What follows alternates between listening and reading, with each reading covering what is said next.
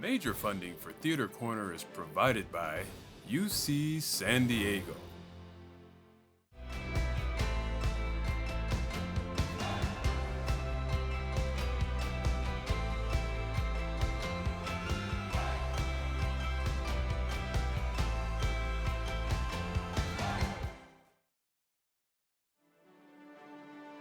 And by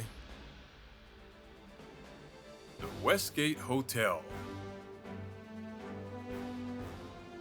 La Jolla Alcohol Research Incorporated, Signet Theater, and viewers like you. Thank you.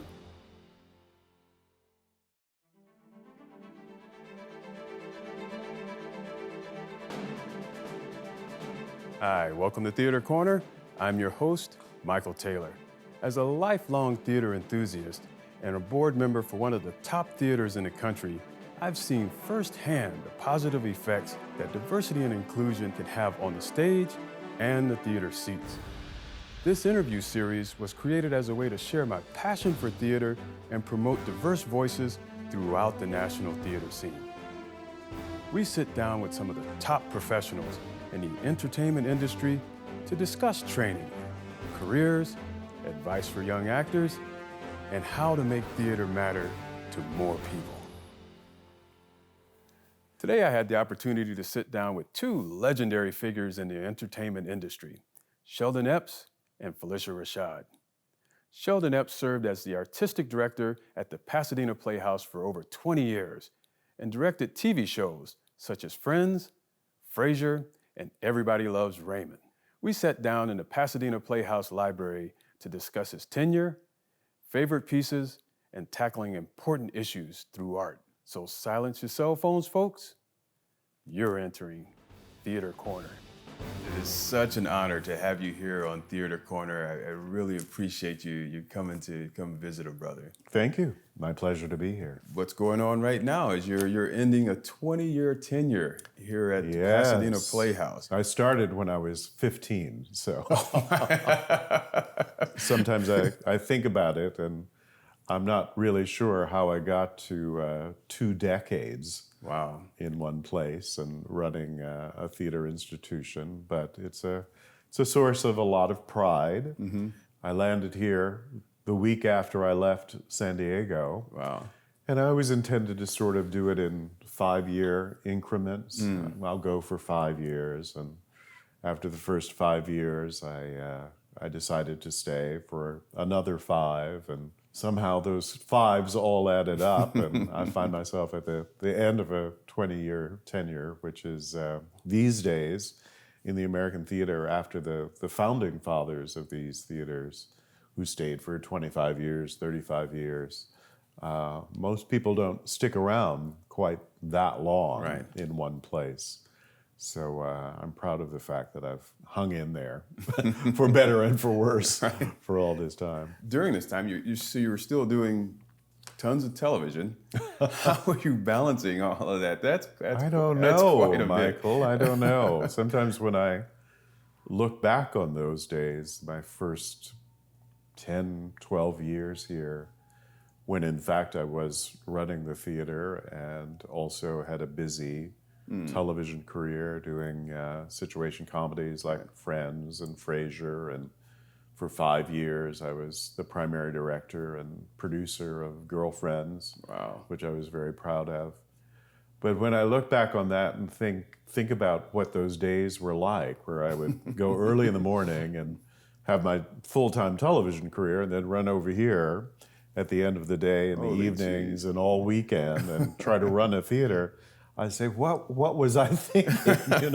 Were you insane to be trying to do all of that? I think being younger probably had something to do with it. That always helps. And having more energy. But when I think back on it, I really kind of marvel that I was able to keep the balls up in the air like that. But one served the other. I think that's really what motivated me to do it. That the work in television and the people that I met and the actors that I was able to attract to work in the theater the directors and designers and all of that really served the Playhouse and helped to reestablish it. So what would be the most enjoyable and fulfilling television production that you were involved with? Well, I'd have to say two. Doing Frasier was tremendously fulfilling. Okay. Because the quality of the writing was so good. I always said that doing an episode of Frasier was like doing a well-made French farce in 22 minutes and then filming it. But yeah, the writing was just amazing. And then a great cast with Kelsey Grammer, David Hyde Pierce, and all of the others who were like a wonderful theater company ensemble who just understood, what their roles and responsibilities were the moment they read the script and sort of walked in and did what they did so beautifully. So I was very lucky to have the opportunity to do over 20 episodes of Frasier. So that was great. But the other would be the series Girlfriends, because during the first 5 years of that show, I directed the majority of the episodes, 15 or 16 every season. First of all, I started on the show early on, so I was there for the growth and development of the show, and we became a kind of family working on it week after week. Sometimes a dysfunctional family, but generally a very happy family. But particularly for a show which had its basis in Black culture, about this group of Black women friends. It was funny, but we also went into some dark corners and some very serious subjects. Class differences, gender issues, economic issues, drug issues, violence in Black communities. So for a sitcom, we covered a lot of bases and a lot of territory with the show. And so I was proud to be a part of that. And because I did so many episodes, I felt like I was able to help shape the show. Frasier was more or less the great show that it was by the time I started working on that. I felt with Girlfriends that I really had the opportunity to make it a great classic show.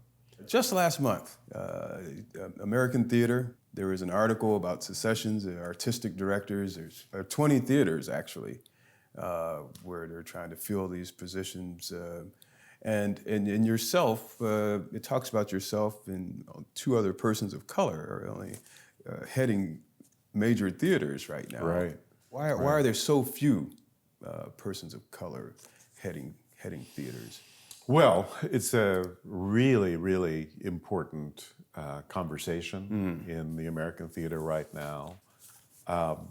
It does seem that, as with me, there are suddenly a number of artistic directors who have decided to step down from their position. So suddenly, the field is going to be looking at filling not just one or two positions of artistic director, but 20, 25, 30 maybe over the next couple of years.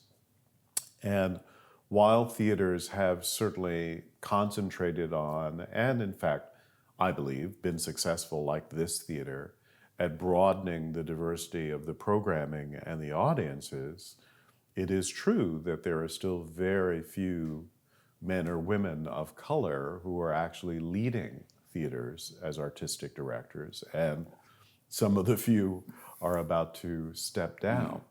So I think it's vital that as boards and search firms look at filling these positions, that they really broaden the field of candidates. A problem is not that there aren't people out there who have the skill, the intelligence, and the vitality to do these jobs, but they're not in the current pipeline. I see. You know, a search committee, a board at a theater only has the opportunity to evaluate what's put in front of them. Exactly. You know, here's 10 candidates for this job. If none of those 10 is a person of color, that's probably going to be the end of that conversation for that particular position. So two things have to happen. Those directors who are interested in leadership of a theater, you have to knock on the door yourself. You have to keep up. You have to read American Theater Magazine. You have to know where those positions are going to be available, and come knocking loudly on that door. Right. Get yourself in front of the search committee. Get yourself to the search firms. Insist on being seen. I see. And the search firms have to do their job. They have to hear the knocking. You know, they have to open that door and get more people of color into those pipelines. It's what I call passive segregation. You know, I don't think boards and search firms are saying, no, absolutely not. We will not consider a person of color. It's just that it's not put before them. Right. You know, Okay. and often, many times, selection of a new artistic director is based on who's worked at the theater before, who's directed at the theater before. And frequently, there are not a lot of people of color with the additional ability to run a theater who have worked at that theater. So that passive kind of door slamming is not deliberate, but the result is just as odious. So it has to change. So you've done a phenomenal job in that regard here at the Pasadena Playhouse.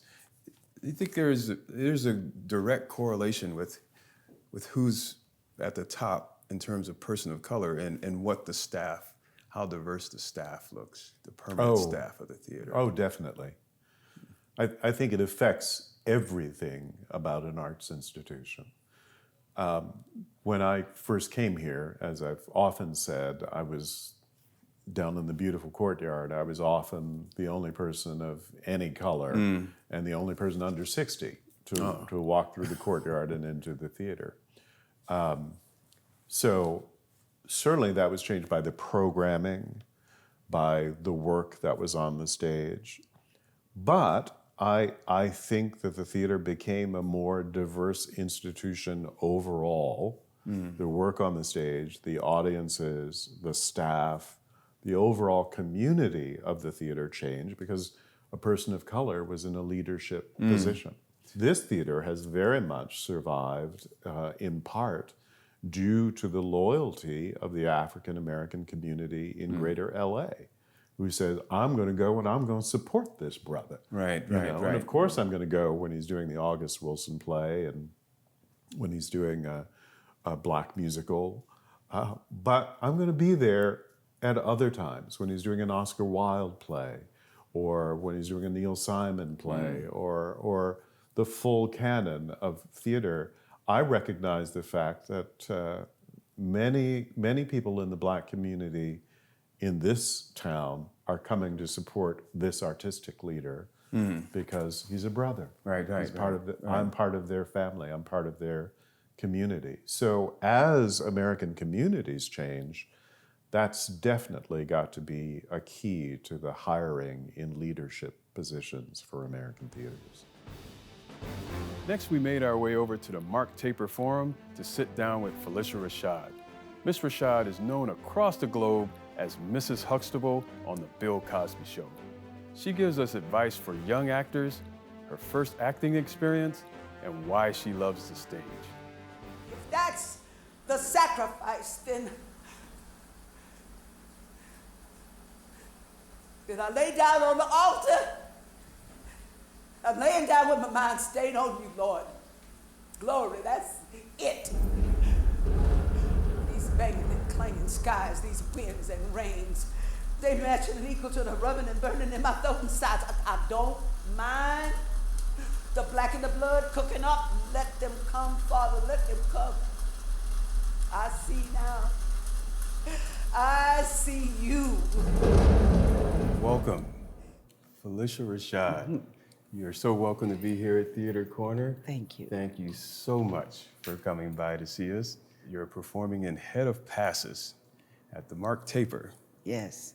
And so tell me a little bit about this performance. This is Terrell Alvin McCraney's play.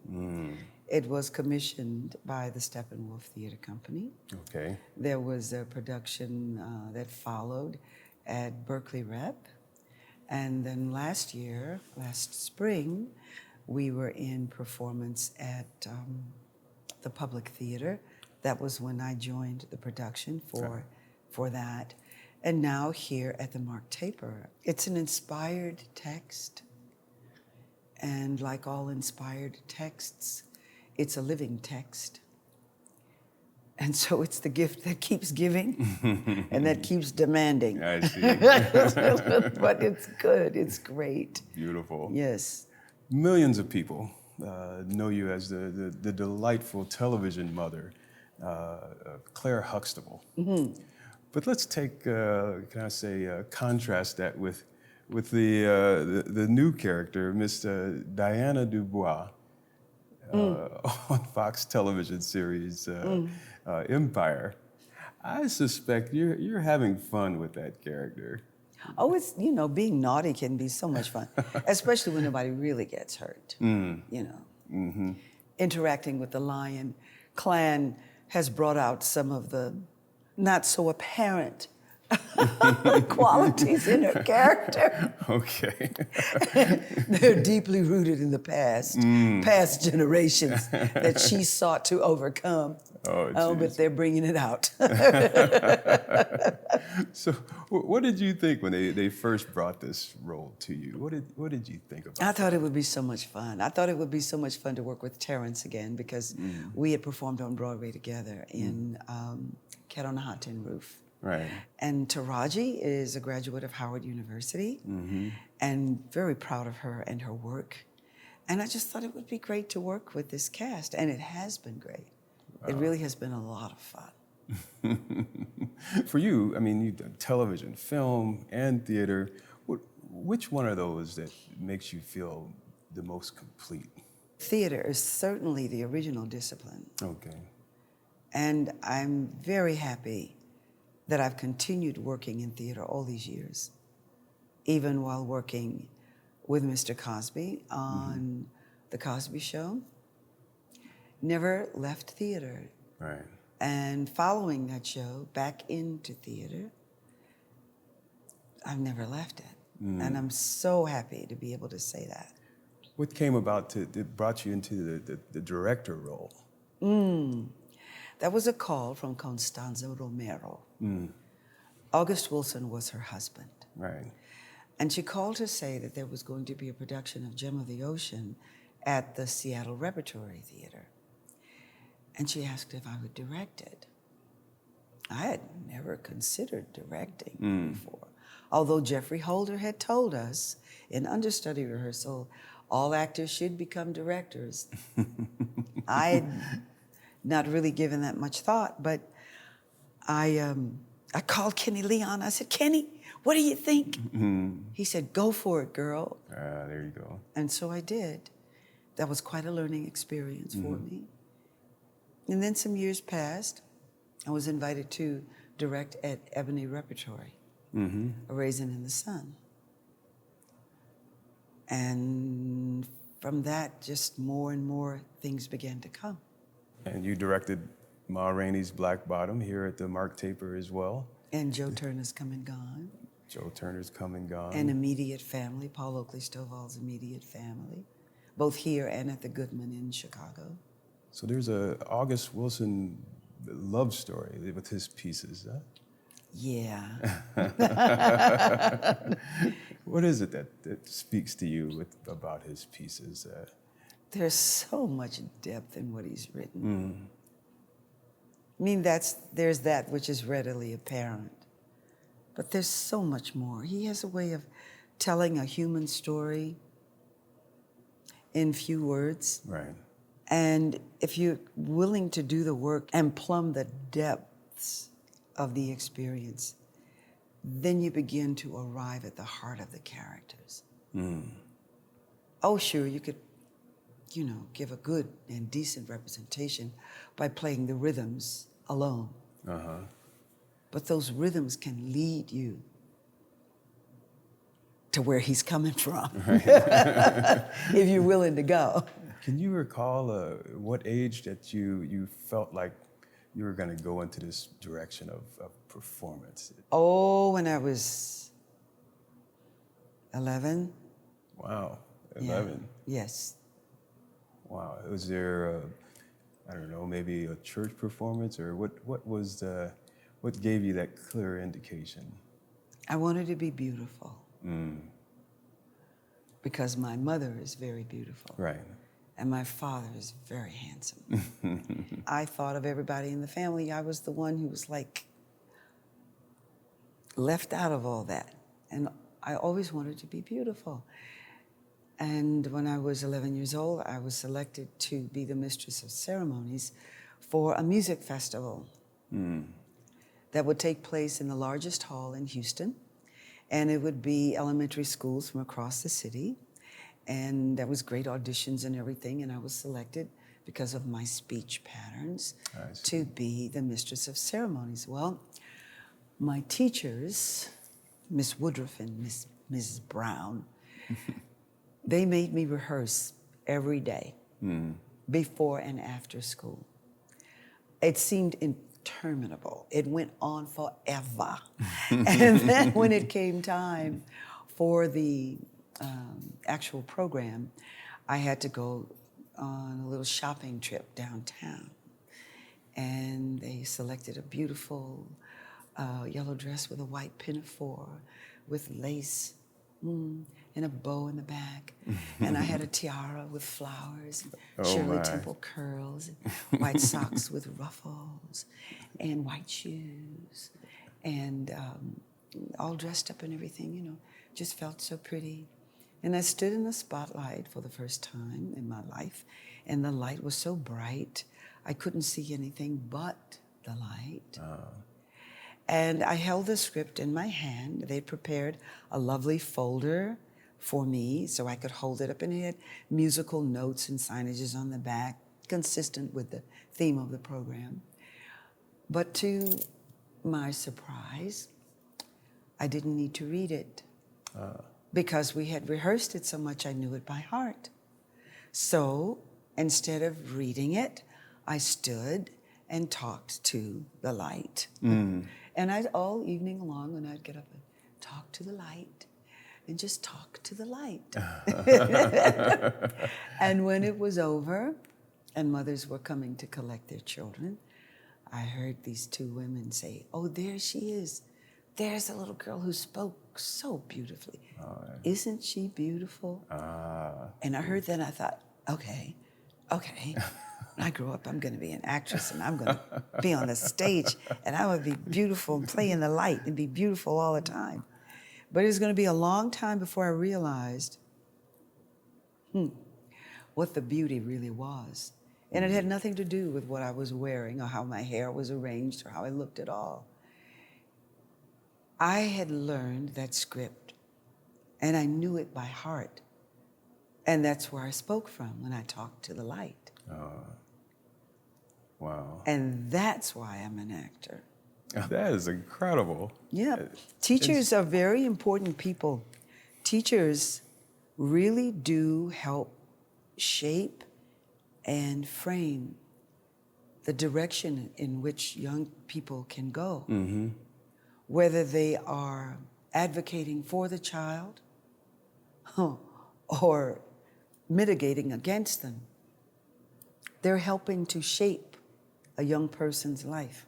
You're giving that back because you teach the master classes. Yeah, I do. As well. I teach a master class. How's that experience? I learn more than I teach. And I really enjoy it. And I enjoy working with other performers, whether they're college students or whether they are, say, Lunfontaine scholars, because I was a master teacher there at 10 Chimneys. So I enjoy working with artists. I really do. I enjoy working with people. If you were to give them one piece of advice, what is that one piece of advice you give to young actors? Live.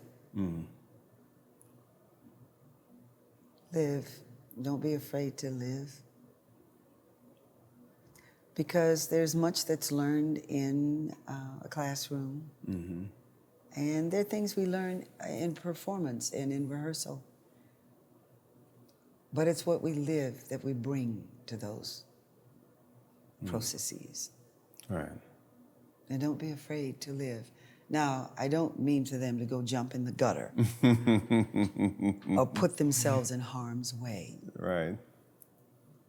But when I say live, I mean just that, live. You know, take in nature and surroundings and observe people as you're interacting with them and your own thoughts and reactions. Live. I hope you enjoyed the season. I'm Michael Taylor, and thank you for tuning in to Theater Corner.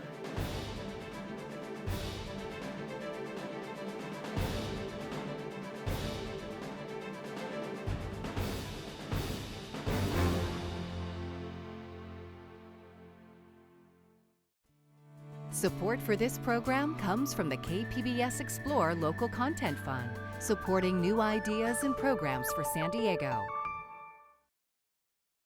Watch the full interviews and more at www.theatercorner.org.